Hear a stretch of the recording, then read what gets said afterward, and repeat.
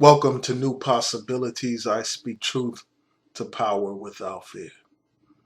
On Saturday, a beautiful event happened in the nation's capital. Hundreds of thousands of black people came to Washington, D.C. to protest against police brutality, to stand up and say justice or else. You had a large crowd, people of different backgrounds and even different races, people of different religions, people of different political philosophies, all gathered to deal with one primary issue, and that's the issue of police brutality and injustice in this country. They gathered for this purpose. They rallied for this purpose. And that is something that should be commended by everyone. That is something that should be celebrated by everyone. That is something that should be used as a launching pad to step up our struggle against police brutality and injustice in this country. We have countless examples of young black people who are being killed every day by the police, and they are being denied justice. Their lives are being taken, and there is no accountability at all. They killed a 12-year-old boy in Ohio who had a toy gun. And investigators have determined that they think that the police acted in a reasonable fashion when they killed that young boy. That is the problem that we're facing today. They kill black people with impunity. So there is a need for us to unite around this issue of police brutality.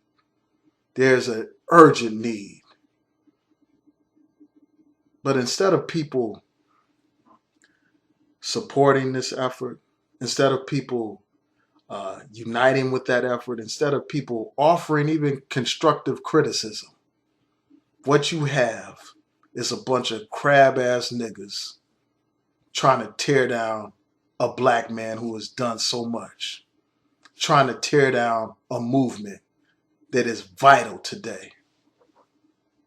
These people want to talk about religion. They want to say that religion shouldn't have a role in our struggle. They want to suggest that the fact that the minister and other people who spoke that day on Saturday, they emphasized the fact that they talked about religion as if it's some kind of evil thing for someone to praise God, for someone to talk about religion, talk about faith. That's absurd to me.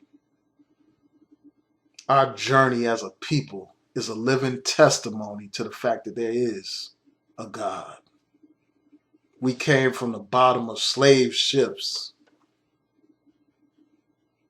shackled in chains like animals. And today we walk free. Today we walk in the halls of Congress. Today we walk in the White House. Today we are leaders of industry. There is a God. I believe that without a shadow of a doubt. When our ancestors were butchered and beaten, it's their faith in God that kept them going. That's what kept them going. These people who want to hate on this march, they want to hate on it by condemning Farrakhan by saying that he's an FBI informant.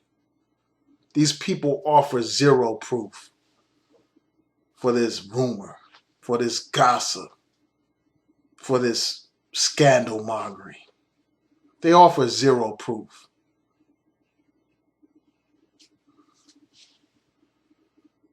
Such claims are reminiscent of what happened during COINTELPRO. The FBI planted information in order to divide and destroy the movement. They told people, for instance, that Kwame Ture, formerly known as Stokely Carmichael, they told members of the Black Panther Party that he was a CIA agent. So the brother had to leave the country for fear of his safety. See, when you spread rumors without proof, you actually jeopardize people's lives. You actually jeopardize the movement. And you actually play into the hands of our enemy.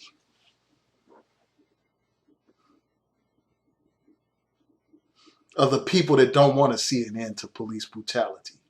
You play into the hands of those people who justify police brutality. You play into their hands. And these people, they want to condemn Farrakhan for statements that he made over 50 years ago. Statements that he made about Malcolm X. They want to accuse Farrakhan of being one of the assassins or part of the plan to assassinate Brother Malcolm. They have no proof. I mean, it has been out here for a while that Farrakhan obviously made anti-Malcolm X statements. He made statements against Malcolm X. He had rage or hatred towards Malcolm X. But that does not prove that he actually participated in or helped organize or participated in any conspiracy to kill Malcolm X. There's no proof for that whatsoever.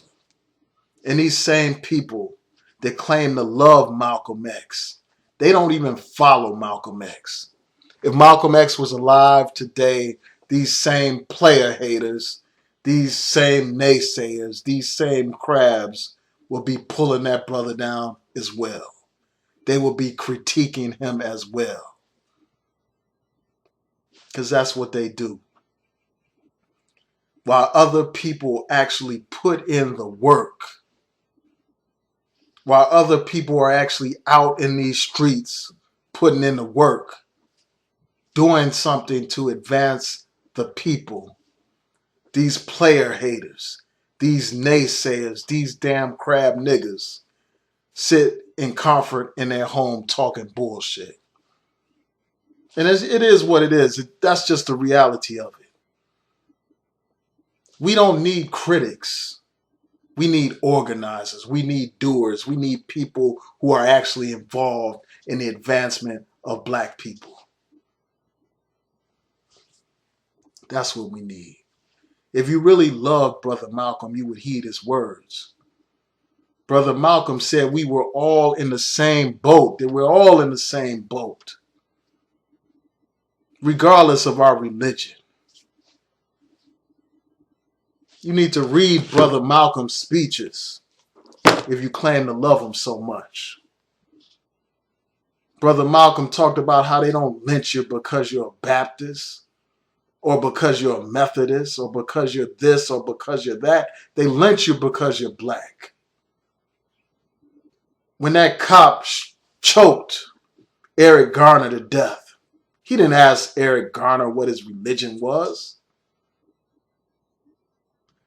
When George Zimmerman shot Trayvon Martin through the heart, he didn't ask Trayvon Martin what his religion was.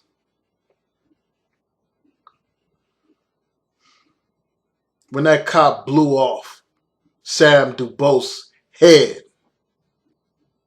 over a tail light, he didn't ask Sam Dubose what his religion was. Our oppressor doesn't give a damn about our religion. Our oppressor oppresses us all because we're black. And you want to bicker about religion. We don't have the luxury as a people to bicker over religion. We simply don't.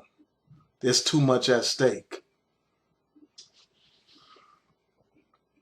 We have to understand that, of course, religion can be used as a tool of oppression. But it can also be used as a tool for liberation. We have example after example after example of black people being motivated, being inspired by their religion, by their faith, to continue to struggle, to continue to press forward in the face of all kinds of odds, in the face of all kinds of difficulty and obstacles. When our ancestors, not even our ancestors, when our grandparents, and for some of us, our parents, were on that bridge in Selma, Alabama, facing those police officers with their batons and their dogs. It was faith that pressed them forward in face of all of that, in the face of the fire hoses, in the face of the Klan and the lynch mobs. It was our faith that kept us going. It was faith that inspired people like Dr. Martin Luther King to struggle for our civil and human rights. It was faith that gave us a Malcolm X. It was faith that gave us a Marcus Garvey. Faith motivated those men, those great men, to fight for the liberation of their people. So we can't dismiss religion, discount it. We need to build on the points that we agree upon. If we are against police brutality, we need to unite around that issue and not get caught up in these other side issues like religion. Our religion just needs to be between us and our God. It doesn't have to be something that we argue over or fuss over. We can't advance as a people if we have crab Negroes pulling each other down. With that crab mentality, you don't even need an oppressor to hold black people back, because the crab Negro will do it on his own. The crab Negro will undermine black leadership. It's like today, people don't believe in anything. They don't believe in their leaders. They don't believe in God. They don't believe in the electoral process. And these same Negroes don't believe in armed struggle. You would think that they would believe in something, but they believe in nothing. They believe in absolutely nothing. While others put in the work, mobilizing, organizing. All these people do is sit back in the comfort of their homes, throwing stones, player hating.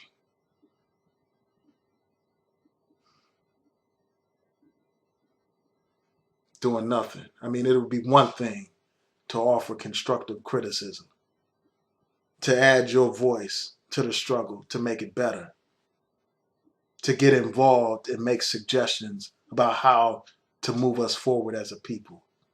That's different from hating on every single black leader. These people, all they do is hate. They don't talk about what leaders they support. They don't talk about what organizations they belong to.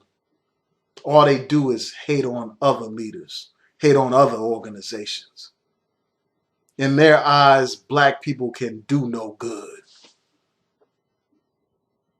That has to be the only explanation behind it, because every time I hear them, they're downgrading and degrading their own, but yet they want us to believe that they are concerned about the plight of black people.